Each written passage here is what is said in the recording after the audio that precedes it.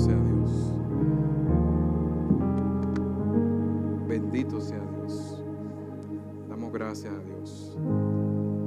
Bendecimos al Padre por su presencia. Estamos agradecidos por lo que hemos podido vivir, por lo que nos ha permitido, por todo este tiempo de trabajo, de crecimiento, todo este tiempo de unidad, de restauración, Padre, de rescate, mi Dios, de crecimiento. Gracias, mi Dios, por lo que has hecho en Casa de Gloria. Gracias por cada corazón. Gracias por las promesas que todavía están ahí, Padre Señor. Están ahí, encima de nosotros, Padre, a punto de completarse, mi Dios. Padre Señor, danos la fuerza para seguir trabajando. Danos un corazón puro, mi Dios. Danos, Padre Señor, de tu presencia en cada uno de nuestros planes, mi Dios. Padre Señor, cubre tu pueblo. Cúbrelo, Padre Señor, de dardos de maldad, Padre Señor, y toda acechanza de este tiempo. Padre, confiamos en ti y nos depositamos en tus manos. En el nombre de Jesús. Amén y amén. Gloria a Dios. Qué tremendo esos videos. Dios mío. Sí, no. Yo me quedé también con el mismo pensamiento de la pastora. La parte de Jafreysi se siente como una ametralladora. Pam, pam, pam, pam, pam. Y tú lo percibes. Es algo tremendo. Tremendo. Y me quedé, wow. Gloria a Dios en el salto. Oh my God. Gloria a Dios. Dios es bueno. Amén. Vamos a compartir la palabra del Señor el día de hoy. Vamos a aprender de Dios. Vamos a honrar a los padres, a dedicarle un poco de este tiempo, como el Señor nos ayude para traer un mensaje que sea de su palabra. Yo creo que hoy en día los padres necesitan más que nunca de Dios. Los padres sí los celebramos, sí los queremos, los honramos, los reconocemos. Hacemos fiesta y pastel y toda la cosa. Pero más que todo hace falta un alineamiento de los padres y sacerdotes en este tiempo, en el pueblo de Dios. Aleluya. Adolece la iglesia por falta de esto. Adolecen las familias y los hijos y la sociedad por padres que o no han tomado su lugar, o están faltos de conocimiento, o su corazón no ha sido circuncidado todavía. Así que vamos a compartir la palabra del Señor. He puesto un tema que dice: el Dios de todos los padres. Amén. Y vamos a estar leyendo, si me puede acompañar en este base de texto, en el libro de Éxodo, capítulo 20. Este es uno de los 10 mandamientos. Y no es el de los padres, pero voy a empezar por otro. El capítulo 20, versículos 5 y 6. Leemos la palabra de Dios en el nombre del Padre, del Hijo y del Espíritu Santo. Dice así la palabra del Señor en Éxodo 25. Hablando de las imágenes y de las estatuillas: no te inclinarás a ellas, ni las honrarás, porque yo soy Jehová tu Dios, fuerte, celoso, que visito la maldad de los padres sobre los hijos, hasta la tercera y cuarta generación de los que me aborrecen. Y hago misericordia a millares, a los que me aman y guardan mis mandamientos. Amén. Puede tomar su asiento. Y en este versículo primero Dios empieza diciendo que no hagas lo malo, que no te inclines, pero que tampoco las honres. A veces nosotros no practicamos ciertas cosas, pero las permitimos. A veces nosotros no practicamos cosas que están fuera de la palabra del Señor, pero las aceptamos en nuestra casa. De esa manera usted está honrando aunque no lo esté practicando. De esa manera usted está rindiendo culto indirecto a las cosas que Dios aborrece. De esa manera usted está propagando, para que crezca y se riegue más, el trabajo del enemigo. Luego dice, soy fuerte. El Dios que todo lo puede, el Dios que tiene el control de todas las cosas, al que no le hace falta que lo ayuden y que te conoce íntimamente y aún antes de tú haber nacido. Luego dice, soy celoso. Yo soy el dueño y Señor de tu vida y soy celoso de tu alma. Te lo dice claro. Soy celoso de ti. Luego dice y advierte que las consecuencias de los pecados de los padres marca a los hijos por generaciones. Cuando él dice yo visito la maldad de los hijos, de los padres, hasta la tercera, cuarta generación de los hijos, no es que va a poner a los hijos a pagar por el pecado de los padres. No es eso lo que está diciendo. A veces se ha creído eso. Es que su pecado, su maldad, sin que Dios tenga que hacer nada, va a dejar una semilla en su simiente. Va a dejar una marca, una huella en sus hijos, en sus nietos y en su descendencia. ¿Y qué dice Jehová? Yo los visito porque sé que están corrompidos por causa de tu pecado. ¿Para qué? Para hacer misericordia a millares, a los que me aman y guardan mis mandamientos. En cada generación perdida, en cada generación echada a la inmundicia, hay un Dios de misericordia. Dice la palabra, donde abunda el pecado, sobreabunda la gracia. ¿Qué quiere decir esto? Donde abunda el pecado, donde está peor la cosa, donde hay una inmundicia terrible, en los países de nosotros que se ven estas cosas tremendas, ahí abunda, no lo bueno, la oportunidad de salvación. Ahí abunda la gracia del Señor para tocar los corazones y rescatar al que está perdido. Así de grande es la misericordia de Dios. Así de bueno es Dios. Pero te advierte aquí, no hagas esto, no hagas esto. Conmigo es más que suficiente. Yo soy celoso. Y si lo haces, estás dañando varias generaciones contigo. ¿Por qué traigo este versículo? Porque este es un versículo que habla de los padres a los hijos. Y hoy es el día de los padres. Debemos ser conscientes, hombres y mujeres, porque son solo uno, de que nuestras acciones afectan a nuestros hijos, el resto de nuestra familia, nuestras descendencias. Y nuestras acciones como hijos, nosotros, son un reflejo de lo que nosotros también nos dieron. Nosotros somos el resultado de una acumulación de generaciones que desembocó en sus padres y que ahora usted está aquí. Costumbres, malas costumbres, inmundicia, santería, brujería, juegos de azar, alcoholismo, drogas, perdición, soberbia, cuánta cosa. Nosotros llegamos aquí, somos como ese envase donde fueron depositadas tantas cosas. Y del otro lado, ya estamos aquí. Pues ahora que estamos aquí, nuestras acciones como padres continuarán afectando a los que vienen después de nosotros. Tenemos lo que heredamos y ahora tenemos lo que le podemos dar al que sigue. Por eso tenemos que ver qué fue lo que trajimos.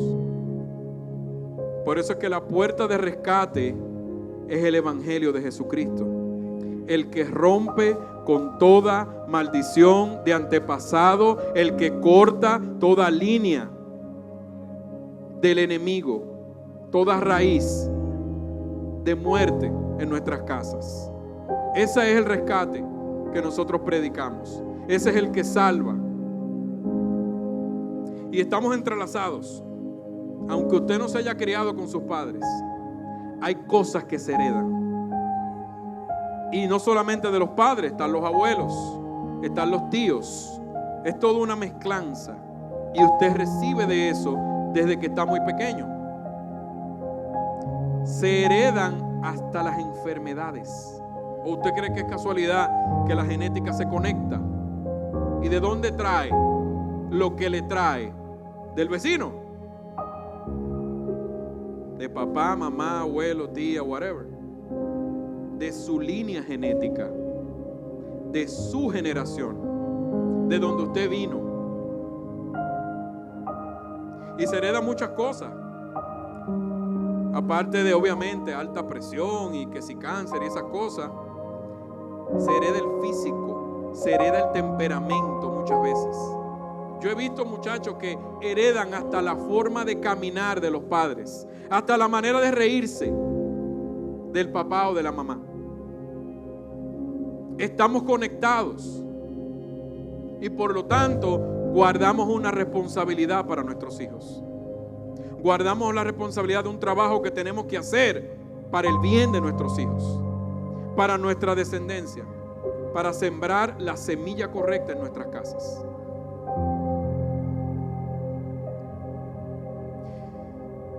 Y aunque no podemos negar de dónde salimos, y a veces no podemos evitar ni escoger, obviamente, de dónde venimos, tenemos a Cristo. Y no hace falta más nada para que usted sea libre y para que su casa sea bendecida. Y eso trae la libertad a nuestra alma. Entonces vamos a hablar un poquito de los padres. Antes de entrar a la historia que quiero entrar, vamos a dedicar unos cuantos versículos a los padres que tienen que ver con la paternidad, que tienen que ver con el trabajo y el llamado de los hombres. Porque Dios tiene un diseño para el hombre, tiene un diseño para la mujer, tiene un diseño para la familia, tiene un diseño para la iglesia, tiene un diseño para el orden de la sociedad y las autoridades, tiene un diseño para los hijos, para el matrimonio. Dios tiene un diseño para todo. Entonces, debemos entender que como sacerdotes de Dios, ¿verdad? Fuimos hechos reyes y sacerdotes, ¿no? Como sacerdotes de Dios, a usted le fueron entregados privilegios, una dádiva en la cual usted ya no es enemigo de Dios. A través de la sangre de Cristo, ya no somos extranjeros, ya no somos enemigos, ya no somos contrarios, sino que a través de la fe ahora venimos a ser hijos y coherederos con Cristo. El otro privilegio que usted tiene es que ahora ese sacerdocio espiritual usted lo puede ejercer directamente delante de Dios a través del Espíritu Santo. Usted tiene entrada directa al trono de la gracia.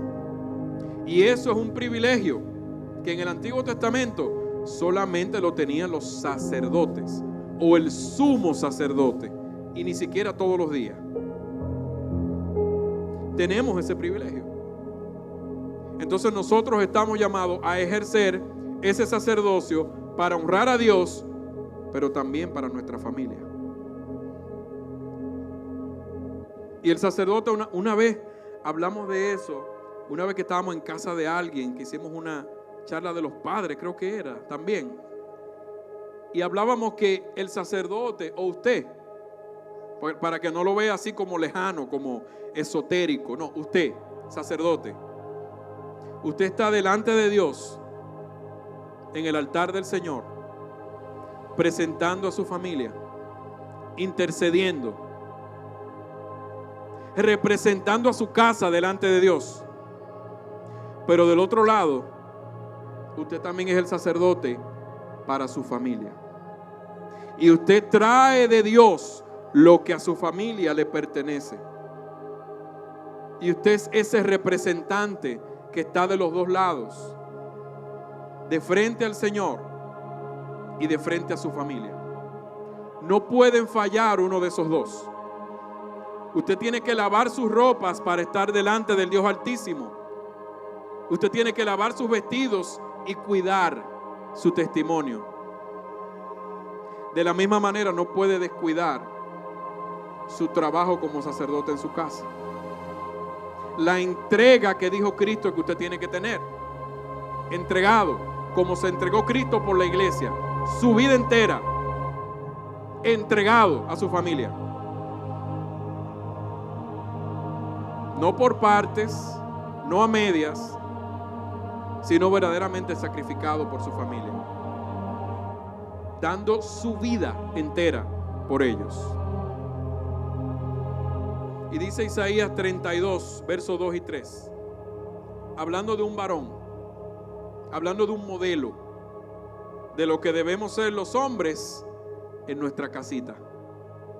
Y mire lo que dice Isaías 32, versos 2 y 3. Y será aquel varón como escondedero contra el viento y como refugio contra el turbión, como arroyos de agua en tierra de sequedad y como sombra de gran peñasco en tierra calurosa. Usted tiene que ser un recurso, un alivio, un sustentador para su casa. Usted tiene que ser ese refugio que se necesita ante los vaivenes de la vida. Usted no puede ser el que entra por la puerta y tiene un significado de problema en su cabeza. Tiene un símbolo de complicación sobre su cabeza. Tiene un símbolo de molestia, de pelea, de inconformidad, de ausencia, de pelea, de violencia. Usted no puede ser eso. Usted tiene que ser esa, ¿cómo se dice en inglés? Ese hope, ese remanso, ese descanso, ese bálsamo, esa ayuda, ese sostén que la casa necesita. Usted tiene una responsabilidad con Dios para ser ese hombre. No el que usted quiera, no el que a usted le parezca, sino el que Dios dijo para su casa. Ni tampoco con el que usted se sienta bien. Y tampoco para ser servido, como que usted se lo merece todo. Claro, hay una honra. Claro. Pero usted tiene que entregar la vida entera. Y eso no tiene límites. Gloria a Dios. Y hay versos que nos hablan a los padres. Primordialmente, voy a empezar con este. ¿Por qué? Porque todo depende de eso. Primero usted tiene que entregar su vida a Dios. Primero usted tiene que entregarle su corazón a Cristo. Todo lo demás son solamente consejos. Esa es la base que va a transformar su vida. Porque dijo Cristo, tendréis un nuevo corazón. Todas las cosas pasaron y yo voy a hacer cosas nuevas. Dice Efesios 4, 22 al 24. En cuanto a la pasada manera de vivir, despojaos del viejo hombre, que está viciado conforme a los deseos engañosos, y renovaos en el espíritu de vuestra mente, y vestíos del nuevo hombre, creado según Dios, en la justicia y santidad de la verdad. Ese es el paso inicial. Usted desesperadamente necesita eso para cumplir con todo lo demás. No caiga en el error de pensar, yo soy bueno. Yo no soy de los peores. Hay peores que yo. Yo no soy tan malo. Esa no es la meta. La meta es que usted se someta a Dios y a su palabra. Todo lo demás vendrá. Pero usted se somete, entrega su vida primero. Entregue ese corazón. Ríndase. Dice Juan 9:31. ¿Y por qué?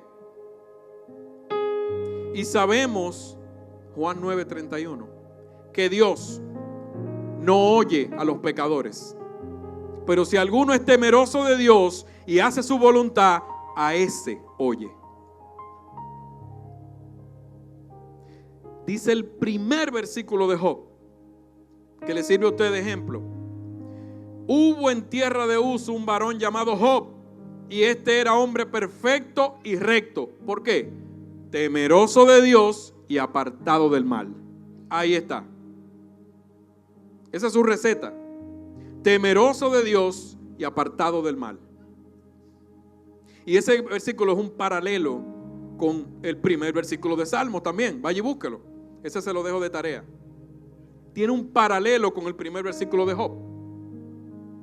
Dice también Miqueas 6:8. Oh hombre, Él te ha declarado lo que es bueno. ¿Y qué pide Jehová de ti? Solamente hacer justicia, amar misericordia y humillarte ante tu Dios. Este es el fundamento. Este es el inicio de una mejor vida para su casa, de mejores promesas para sus hijos, de la bendición que todo hombre queremos para nuestros hogares, o no queremos lo mejor para nuestros hijos y para nuestra familia. Ese es nuestro mayor enfoque, nuestra mayor necesidad. En tu vida espiritual, ¿qué dice la palabra? Gálatas 5, 22 y 23. Busque esto. Estos son los frutos del Espíritu.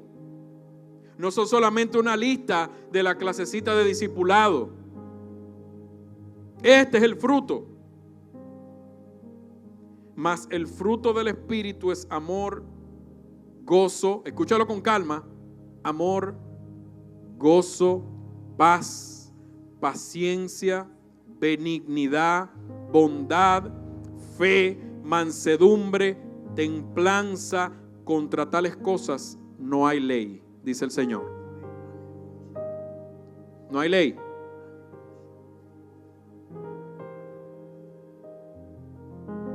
Y confiando en que ese poder, en que esa posibilidad, en que esa, a veces vemos como una meta muy lejana, convertirnos en varones correctos delante de Dios. Parece hasta imposible, pero dice Efesios 6:10, por lo demás, hermanos míos, fortaleceos en el Señor y en el poder de su fuerza. De su fuerza. Solamente entregue su corazón a Él. Usted no tiene que ser un genio, usted no tiene que ser teólogo, usted no tiene que ser perfecto, ni tiene que esperar a resolver ciertas cosas en su vida para entonces no. Dios se va a encargar de usted, pero el corazón tiene que estar puesto. Ese es el precio a pagar. Tiene que entregárselo. Versos, consejo de Dios para con sus esposas. Dice Hebreos 13:4, honroso sea en todos el matrimonio y el lecho sin mancilla, pero a los fornicarios y los adúlteros los juzgará Dios. La pastora habló de eso el jueves. No debemos habitar en relaciones de fornicación, no debemos obviamente adulterar. Tenemos que ponernos en orden con Dios. Se ha perdido ese mensaje en la modernidad, pero la palabra es la palabra. Se ha tratado de suavizar, se ha tratado de justificar y ponerle mil historias, pero la palabra es la palabra. Dice Timoteo 5:8, primera de Timoteo, porque si alguno no provee para los suyos y mayormente para los de su casa, ha negado la fe y es peor que un incrédulo. Estamos llamados a ser proveedores. No necesariamente el único, pero sí el principal. Estamos llamados. ¿Por qué? Porque si usted su ingreso se lo está dando a otro o a otras cosas, usted no está amando a su esposa, usted está amando a otra cosa. Y si usted no trabaja, entonces usted se está amando a usted mismo. y no a su esposa, ni a sus hijos. Y Dios no da excusa con eso. Sabemos que vivimos en una economía complicada, en uno de los estados más costosos de Estados Unidos, pero el esfuerzo tiene que estar ahí. La dedicación tiene que estar ahí. La lucha por el sustento de mi casa tiene que estar ahí. Dios no pone excusa con eso tampoco.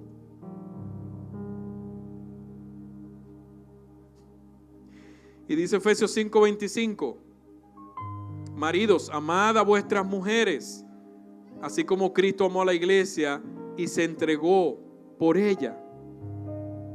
Y dice otro verso que la trates como vaso frágil. No ser ásperos con ella, dice otro texto. No podemos, no debemos. Y Dios no pone excusa con eso tampoco. Es más, te dice, si tú tratas a tu esposa bruscamente, yo no voy a escuchar tus oraciones.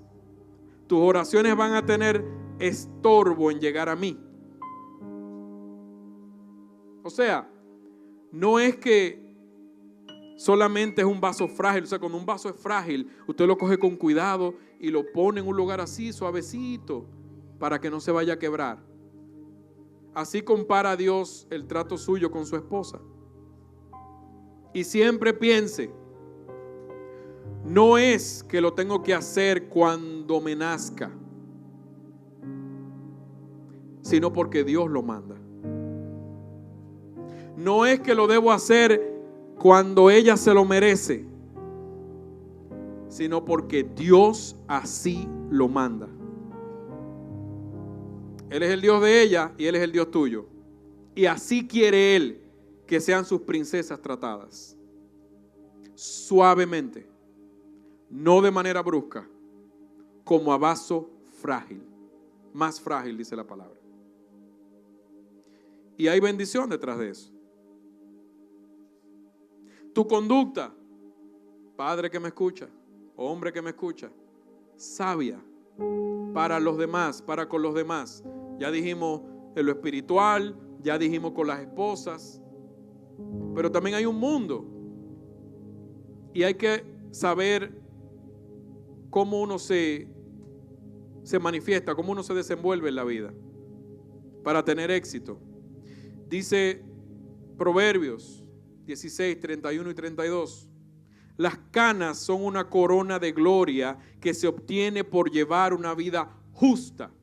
Mejor es ser paciente que poderoso.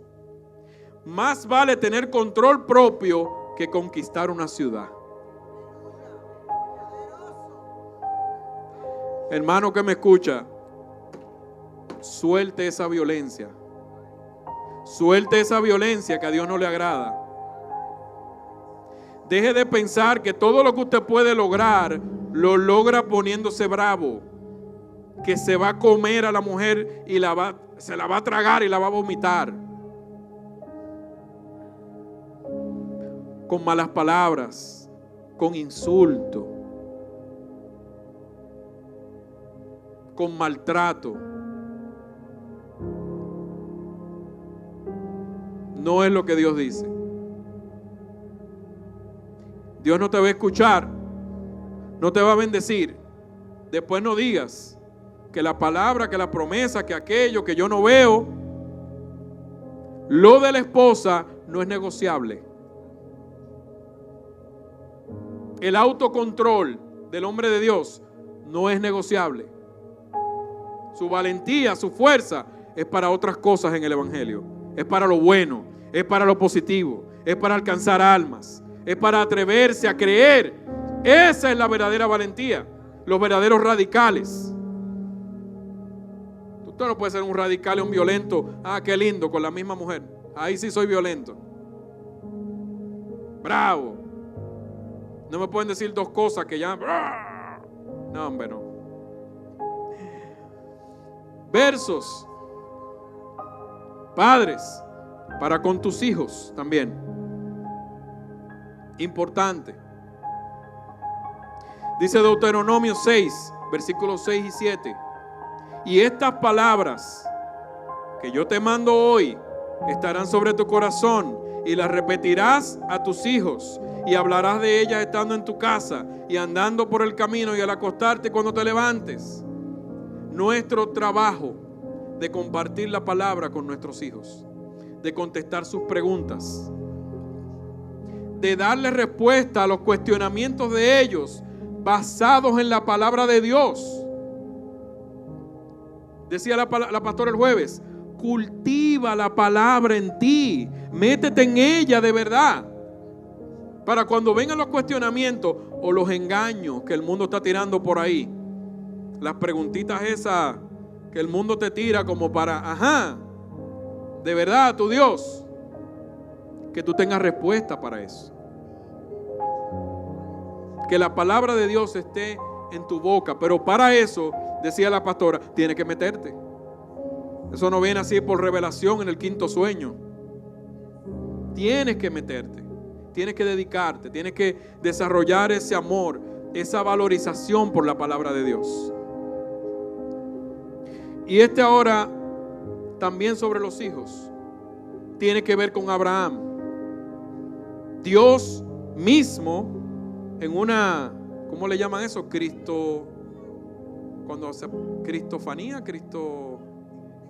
Teofanía. Está con Abraham, le está hablando, y él iba a hacer el desastre en Sodoma y Gomorra, y después Dios pensó y dijo: espérate, ¿cómo yo no le voy a decir esto a Abraham? Lo que yo voy a hacer, déjame yo decírselo, porque yo le prometí que de su simiente serían benditas todas las familias de la tierra. Entonces déjame yo empezar a meter a mi hijo en mis planes, que él empiece a entender las acciones la justicia que yo establezco, cómo es que funciona. Pero ¿cuál es el parámetro que motiva el corazón de Dios para decirle ese secreto a Abraham de lo que él iba a hacer con Sodoma y Gomorra? Mírelo ahí, Génesis 18:19. Porque yo sé que mandará a sus hijos y a su casa después de él, que guarden el camino de Jehová, haciendo justicia y juicio, para que haga venir Jehová sobre Abraham lo que habló acerca de él. Dios dice: con él yo puedo contar, porque este es uno que va a multiplicar mi palabra en su casa con sus hijos, y por lo tanto haré venir sobre él lo que yo hablé de él. Ahí es donde las promesas se cumplen. Ahí es donde vienen a cumplimiento, llegan ya a su materialización. Las cosas que Dios dijo de usted, de su familia, cuando la presencia y la palabra de Dios está todo el tiempo en su casa. Ahí llega la culminación de todas esas cositas que usted espera. Porque tenemos un Dios que no falla y que no miente y no se arrepiente. Entonces, ahora sí vamos a entrar en el mensaje sobre las genealogías. Yo tomé la parte más aburrida del Génesis y de Número y de Crónica, donde aparecen los apellidos, el hijo. De maldad se lo hice, para que hablemos de este mismo hilo, de los hijos y de los padres, de lo que heredamos a nuestras generaciones: maldición, muerte, o bendición y vida eterna. Solamente hay dos caminos, no hay un caminito entre medio, no hay un más o menos. O vamos camino a la perdición, o vamos camino a la vida. Cristo no negoció esa parte tampoco.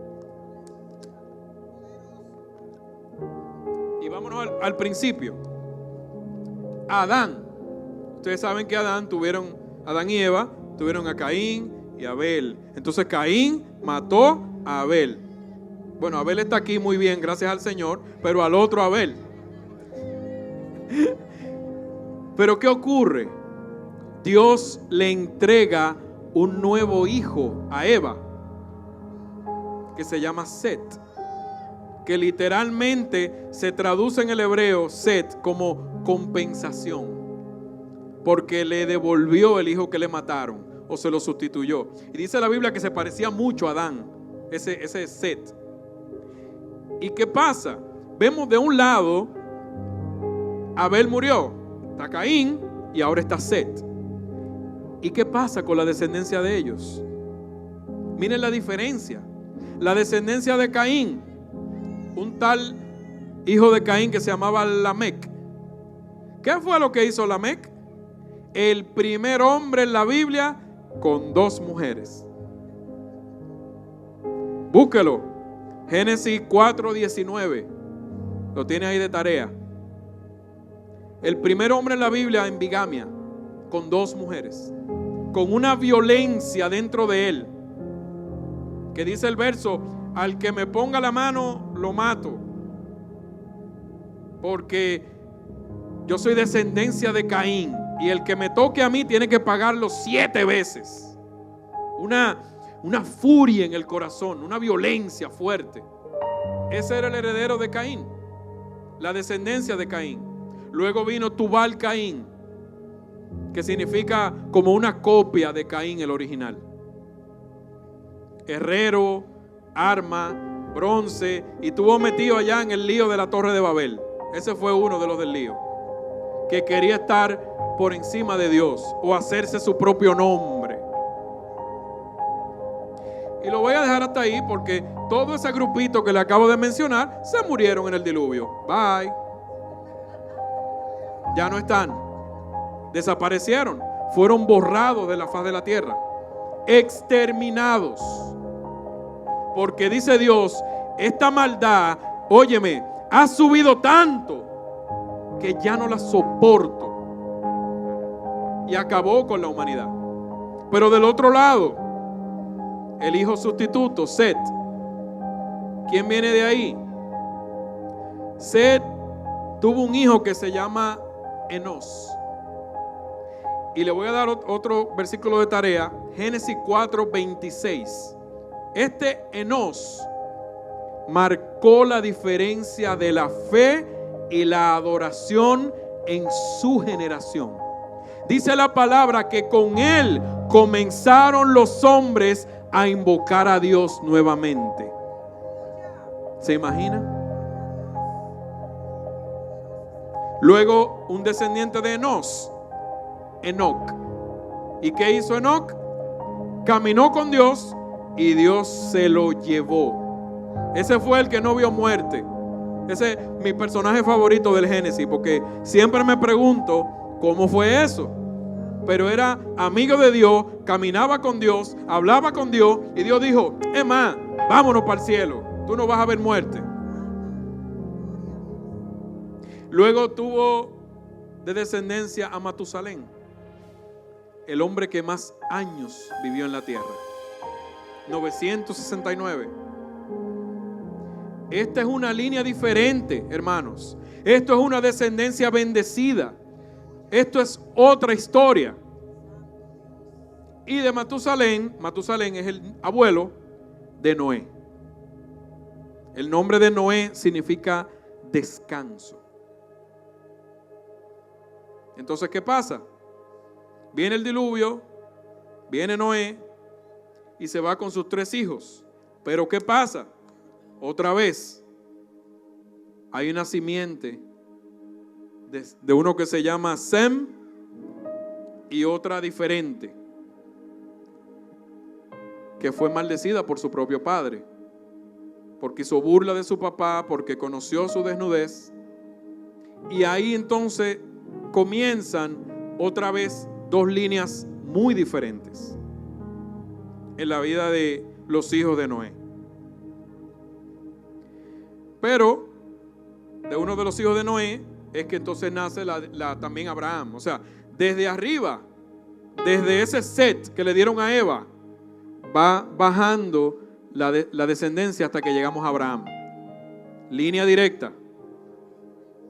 Desde allá, miles de años.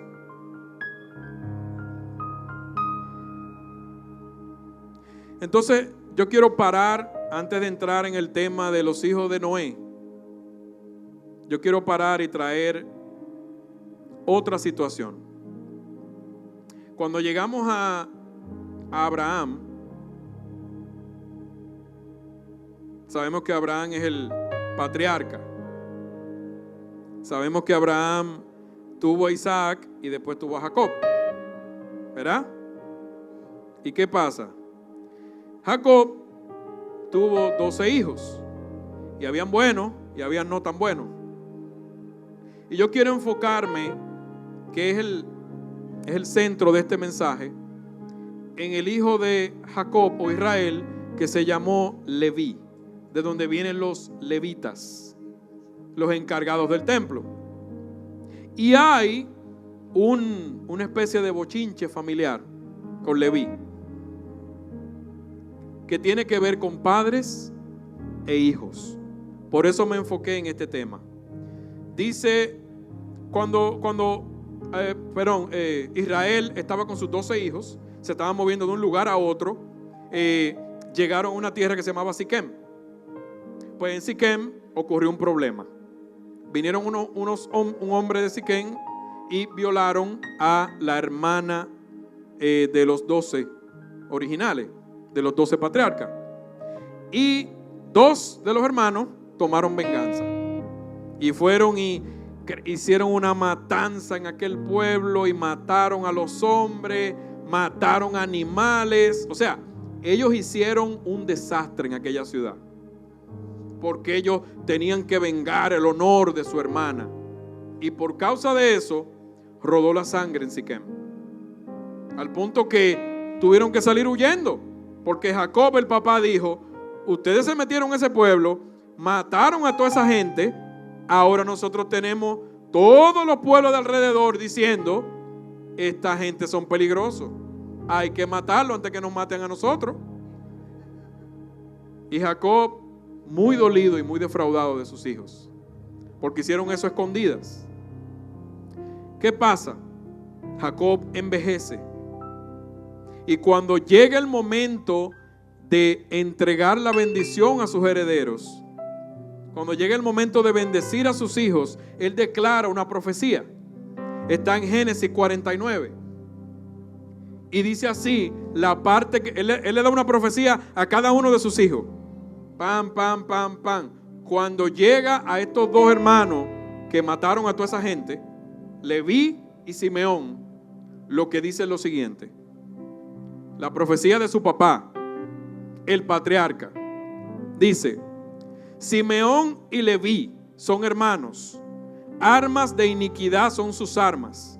En su consejo no entre mi alma, ni mi espíritu se junta en su compañía, porque en su furor mataron hombres y en su temeridad desjarretaron toros.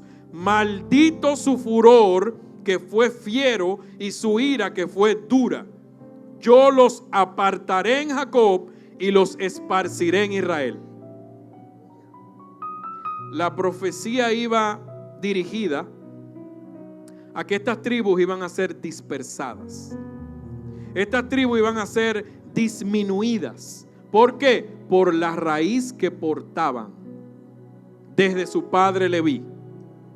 Entonces Jacob, en su corazón, el hombre que transmite la promesa hacia la posteridad, dice: de mis hijos, estos 2 no pueden tener un protagonismo mayor en el plan de Dios, porque yo he visto la raíz de maldad que ellos tienen. No pueden. ¿No nos pasa que tenemos a veces a nuestros propios hijos y tenemos que cortar cosas aunque nos duela? Lamentablemente hay hijos que por su conducta han perdido nuestra confianza.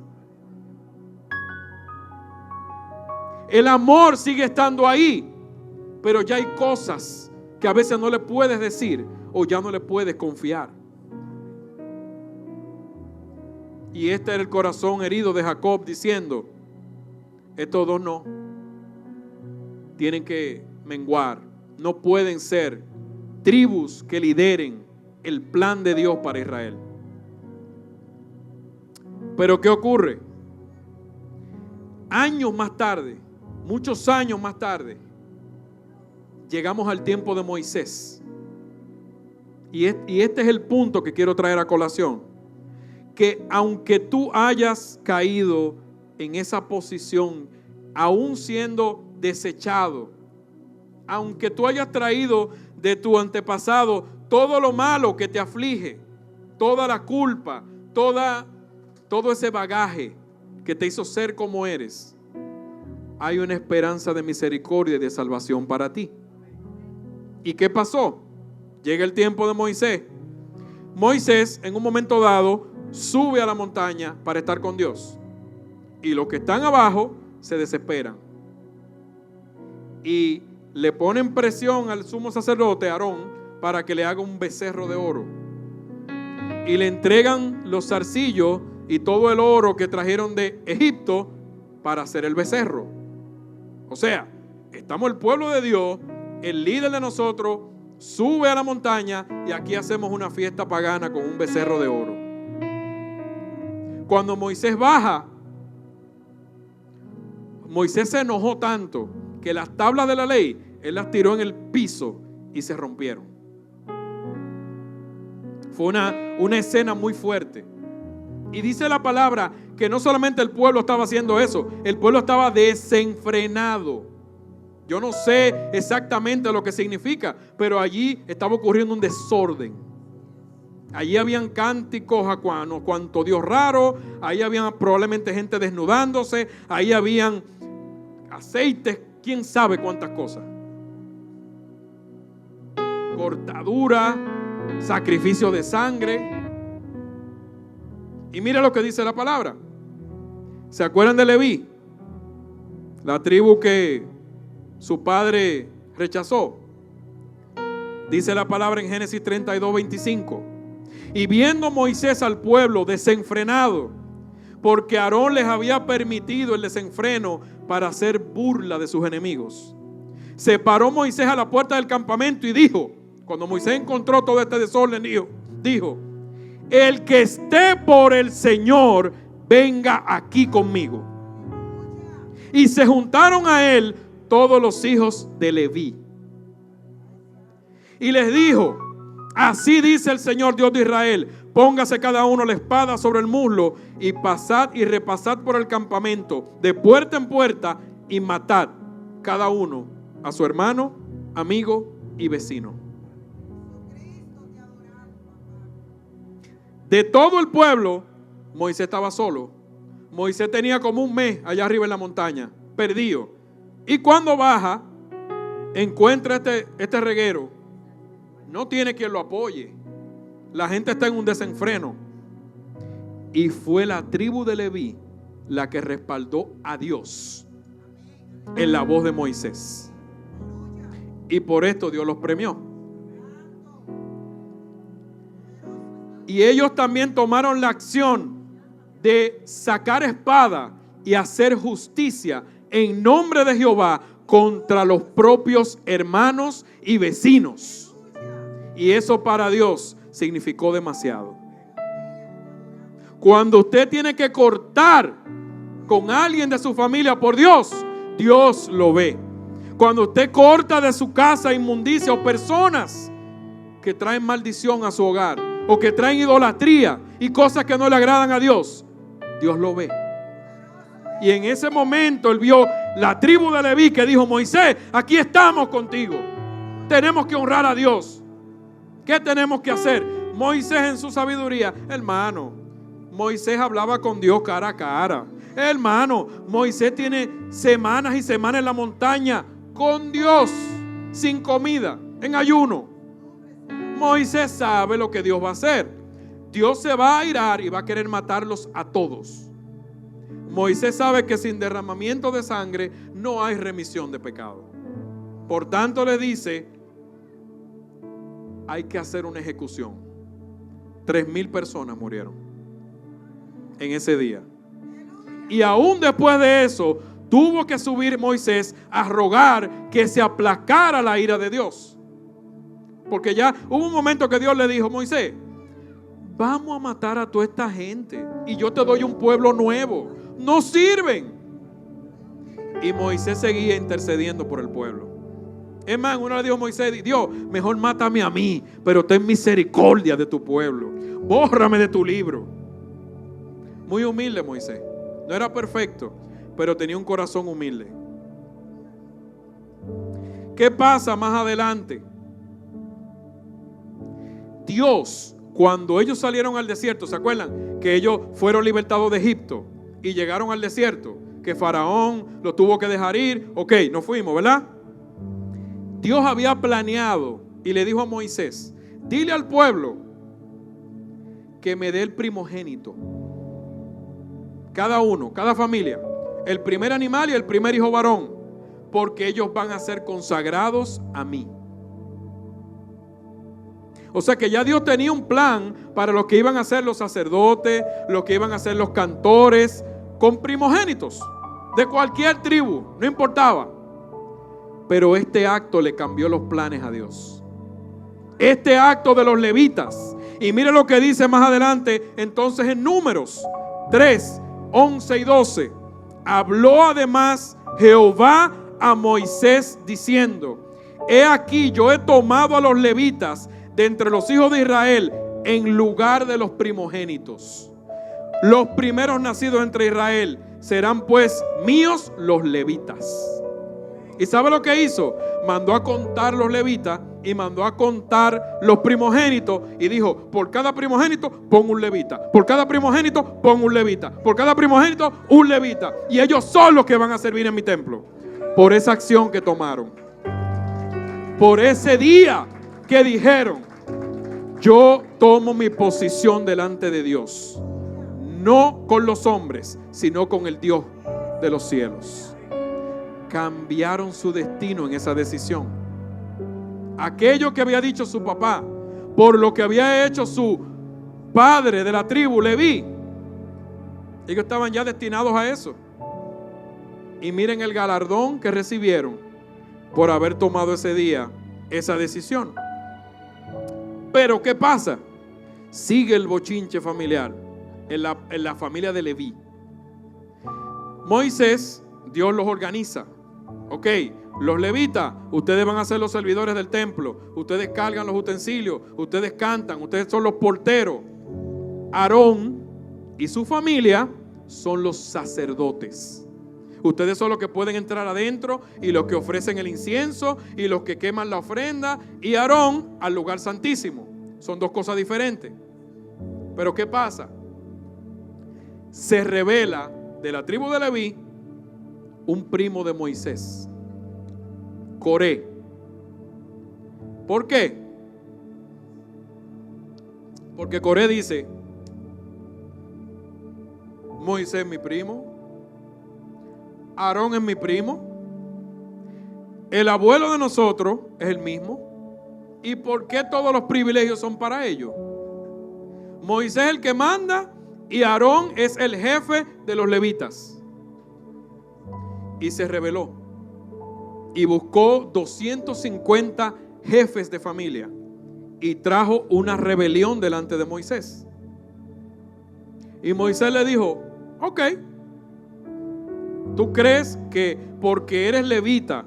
Y le dice más, le dice: ¿te parece poco lo que Dios hizo con ustedes? ¿Te parece poca cosa que Dios le dio el privilegio a ustedes de servir en el tabernáculo? ¿Y también ahora quieres el sacerdocio? Pero no te apures, le dijo Moisés. Ven mañana, trae unos incensarios, tráelo, echa el incienso y nos vamos a parar todito frente al tabernáculo de reunión y que Dios decida. Vamos a ver quién es quién. Llegó al otro día, llega el hombre con sus 250 hombres, el incensario en la mano. El incensario solamente lo podía presentar los sacerdotes. Eso es Aarón y su familia. O sea, en pocas palabras, se juntaron los líderes y querían tumbar a la pastora. Básicamente eso fue lo que ocurrió.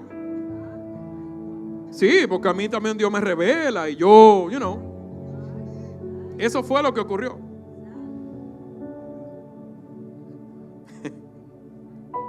Y mire como Moisés le habló: os es poco que el Dios de Israel os haya apartado a ustedes de la congregación, acercándolos a Él.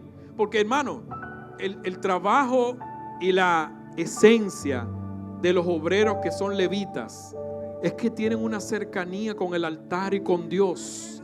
Tienen una cercanía en el espíritu, un nivel que Dios le da como privilegio. Y ellos no valoraron eso. Ellos querían más posición. Y Moisés le dijo: ¿no te pareció poco? Pero vamos a ver lo que dice Dios mañana. Le dijo: vengan mañana, cada uno con su incensario, y nos presentaremos todos. Cuando llegaron, bajó la gloria de Dios. Y Dios enseguida, usted lo puede leer, Génesis, número 16. Usted lo puede leer. Dios fue donde Moisés y donde Aarón y le dijo: échense para un ladito para yo matarlos a todos. A todos. Dios pensaba en ese momento matar a los que se rebelaron y al resto del pueblo también. Y Moisés y Aarón se tiran al piso, se tiran y ponen la cara en el suelo y dice: Señor, no hagas eso, que no pague el justo por el pecador, por los que se rebelaron. Y Dios dice: ok, entonces ve a la tienda de Coré y de los otros dos que lo apoyaban, a Datán y Abiram. Ve donde ellos y dile a toda la gente que se salga de ahí, que se quiten de esas tiendas, porque las voy a hundir. Moisés entonces dijo, y ellos muy guapos, se pararon frente a las tiendas con su familia y sus esposas y sus hijos. Y Dios entonces, cuando Moisés terminó de hablar, abrió la tierra y se tragó todas esas familias con sus tiendas y todas sus pertenencias. Y luego de eso, de la presencia de Dios, salió fuego y quemó los 250 hombres, que nada más quedaron los incensarios en el piso. Los calcinó de un golpe. Y para que quedara memoria de eso, Dios le dijo: cojan los incensarios del suelo y quémenlo, derrítanlo y hagan una tabla y pónganla en el altar para que nadie nunca se le olvide que fui yo el que hablé. Y que nadie nunca más se atreva a hacer la rebelión de Coré.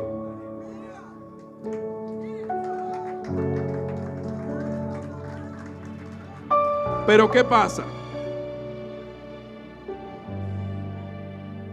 Pero ¿qué pasa? Después que ellos interceden, Dios los mata a los que tenían la rebelión. Ocurre toda esta parte. Pero hubo un grupo de la familia de Coré que no se unió a la rebelión. Hubo gente de la familia de Coré que dijo no. ¿Y sabe quién era ese grupo? Sus hijos. Ese día murieron todos esos hombres y las casetas y las pertenencias, pero los hijos de Coré dijeron no. Yo no me voy a prestar para eso. Yo no voy a deshonrar a Dios. Yo no voy a torcer el orden que Él ha puesto. Yo no voy a pasarle por encima al sacerdote, porque yo conozco el corazón de mi padre, que está viciado, que tiene ambición. Y aquí vemos otra vez en la familia de Leví, en un descendiente de Leví, cuando alguien dice: yo voy a hacer la diferencia y me mantendré fiel a Dios. Yo no voy a caer por el hecho de que mi familia, por el hecho de que mis padres, por lo que se hace en mi casa, por lo que hacían en mi barrio. Yo no. Yo le obedezco a Dios.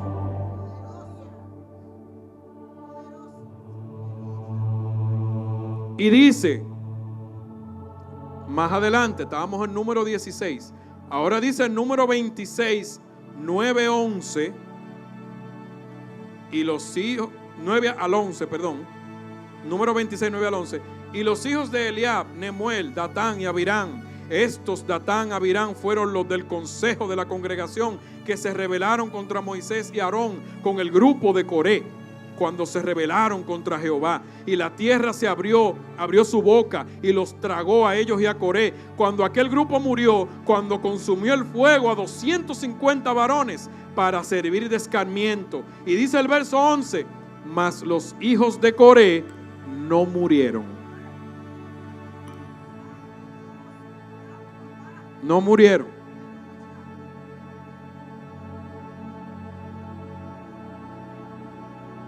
Así es como usted rompe, cancela cualquier herencia de maldición en su vida.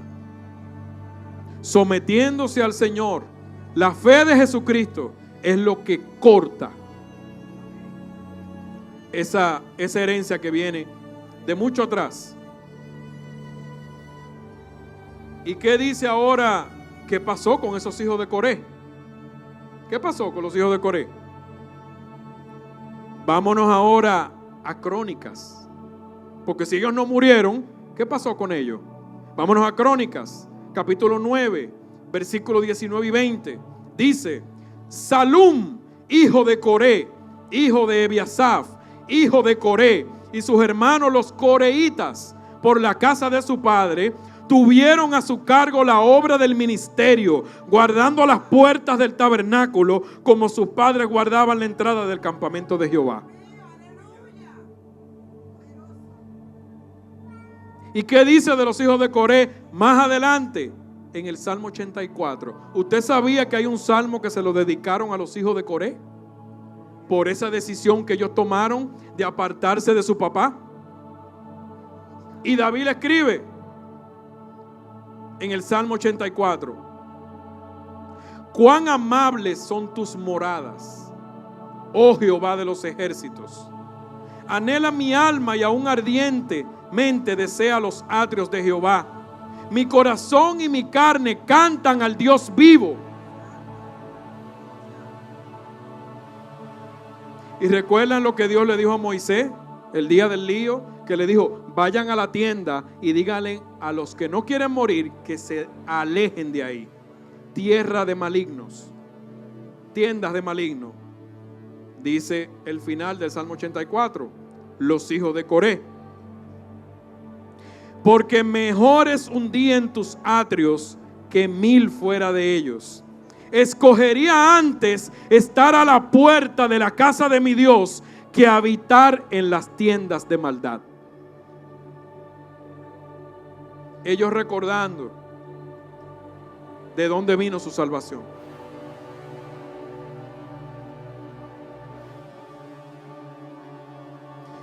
Y esto lo traigo porque hay una relación entre hijos y padres.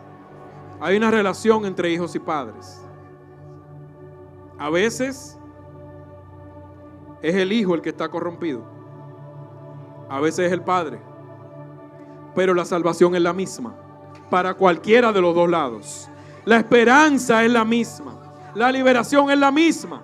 Usted no tiene que cargar con lo que usted le heredaron, que usted conoce que es malo, porque cada uno de nosotros conoce lo que hay en el corazón, lo que nosotros mismos detestamos, porque viene con tu carne, viene de la cultura, viene de las malas experiencias, viene de todo el maltrato que hemos nosotros mismos sufrido en nuestro caminar. Y mire qué cosa, cuando usted compara bíblicamente la descendencia de Moisés, el gran hombre de Dios, no se vio más nada. El hijo Gersón sirvió en el tabernáculo, pero ya. No hay una genealogía extensa de Moisés. Sin embargo, de Coré, que fue el que se rebeló, hay una genealogía larga. Hay una genealogía de poder, de gloria, de fuego. En los hijos de Coré, por ellos hacer aquel acto de amor a Dios, de reverencia a Dios. De los hijos de Coré. Mire, de los hijos de Coré, ¿usted sabe quién nace línea directa de Coré? Elcana, el papá del profeta Samuel. Ese hombre es descendencia de Coré. Más bien, de los hijos de Coré. De los hijos de Coré. Porque ellos tomaron su posición y no se corrompieron junto con su padre. Luego vino Samuel. ¿Y qué era Samuel? El profeta de Dios. Y era un padre bueno, que respetaba a Dios. Pero sus hijos se corrompieron. Sus hijos se corrompieron.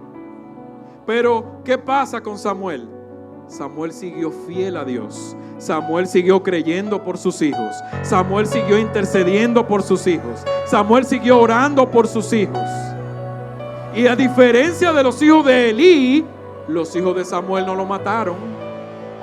Ellos le quitaron el puesto de juez, porque se erigió a Saúl como rey y ya no hacían falta jueces. Lo que te da a entender que hubo una restauración en esos muchachos, porque su papá se mantuvo fiel. ¿Y qué decimos entonces de los nietos de Samuel? Porque esos hijos tuvieron hijos. Mire lo que dice de un nieto de Samuel, hijo de Joel, su hijo mayor. Se llama Emán, nieto de Samuel. Búsquelo. Primera de Crónicas 16, 41 y 42. Esto es un nieto de Samuel, que a su vez es un descendiente de los hijos de Coré, que se apartaron de la rebelión en el desierto. Dice Primera de Crónicas 16, 41 y 42. Y con ellos a Emán, Jedutún y los otros escogidos, declarados por sus nombres, para glorificar a Jehová, porque es eterna su misericordia. Con ellos, otra vez, Emán y Jedutún, con trompetas y címbalos para los que tocaban, y con otros instrumentos de música de Dios, y los hijos de Jedutún para porteros. ¿Qué dice Primera de Crónicas 25? Versos 5 al 8. Emán, nieto de Samuel, ¿sabe qué era? Vidente del rey y líder de sus hijos en la adoración. Ustedes han oído que David fue a la guerra y que las ganó todas y que conquistó todos los pueblos que estaban alrededor. Pero hay un detalle: había un vidente de parte de Dios, nieto de Samuel, que podía darle a David palabra de Jehová y revelación para la batalla. Y dice la palabra, Emán, nieto de Samuel, era vidente del rey y líder de sus hijos en la adoración. Versículo 5. Dios también lo honró con muchos hijos. Y dice, todos estos fueron hijos de Emán, el vidente del rey, pues Dios ya lo había honrado con 14 hijos y 3 hijas. Y mire lo que dice de la vida de este adorador. Todos estos hombres estaban bajo la dirección de su padre, Emán, mientras tocaban música en la casa del Señor. Entre sus responsabilidades estaba tocar címbalos, arpas, liras en la casa del Señor. Asaf y Jedutún y Emán dependían directamente del rey. Todos ellos, junto con sus familias, estaban capacitados para tocar música delante del Señor. Y todos, 288 en total, eran músicos por excelencia. Los músicos se designaban para los turnos de servicio mediante un sorteo sagrado, sin tomar en cuenta si eran jóvenes o ancianos, maestros o discípulos. Toda una generación de adoradores a cargo del altar de Dios, descendientes de aquel Coré, pero que sus hijos hicieron la diferencia, y que después, a través de Samuel, se mantuvo la fidelidad al Señor. Aunque sus hijos fallaron, pero su descendencia continuó cosechando la semilla correcta de fe, la semilla correcta de consagración, la semilla correcta de poner a Dios primero. Y esto va para ambos lados, hermanos. Nuestras casas, nuestros antepasados que vienen con tantas cosas malas, también las heredamos. Las buenas y las malas también. Si tuvimos una triste historia de alcohol, de drogas en nuestra familia, de vicios, de apuestas, de violencia, de holgazanería, de bochinche, de depravación, de brujería, de hechicería.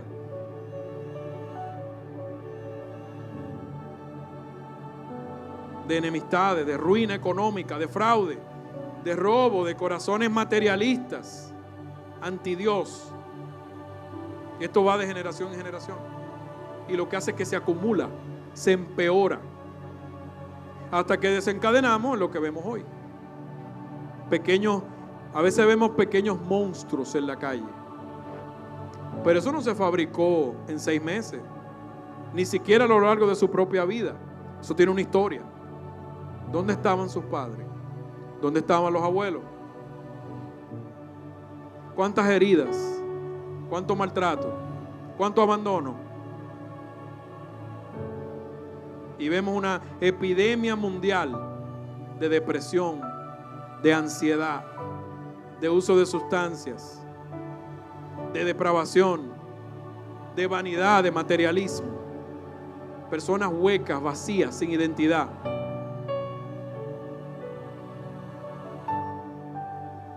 Y también decía la pastora el jueves, no se va a poner mejor. No se va a poner mejor, lamentablemente.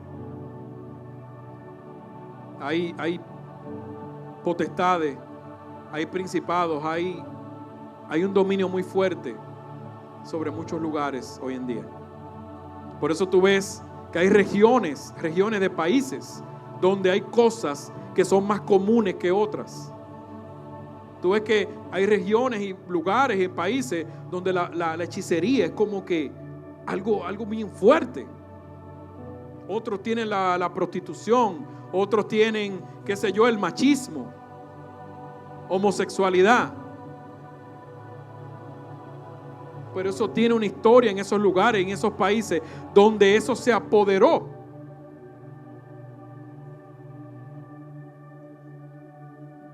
Y esto fue profetizado para los últimos tiempos. Segunda de Timoteo 3, verso 1 al 4. Carácter de los hombres en los postreros días.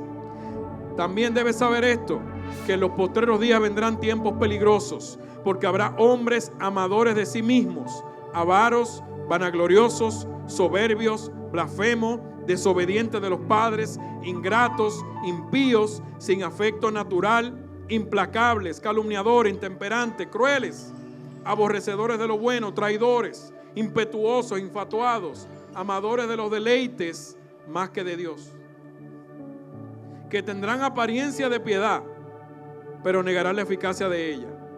Y a estos evita.